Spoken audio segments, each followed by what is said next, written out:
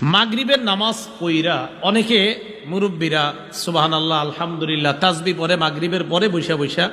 অনেক সময় চিন্তা করে মাগরিব পড়লাম এশার নামাজটা পইরেই বাড়িতে যাই, এরকম অনেক মানুষ আছে না? আচ্ছা,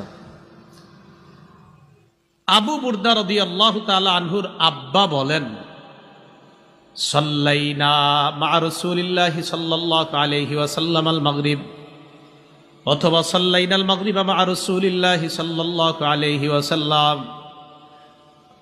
আল্লাহ রসুলের সাথে আমরা মাগরিবের নামাজ জামাতে পড়লাম। পড়ার পর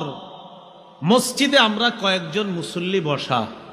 একে অপরকে বললাম লাউ জালাসনা হাত্তা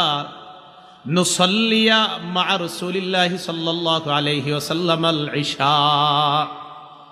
আমরা যদি এশার নামাজ পর্যন্ত মসজিদে বসে থাকতাম, নবীর সাথে একবারে এশার নামাজটা জামাতে পইরা বাসায়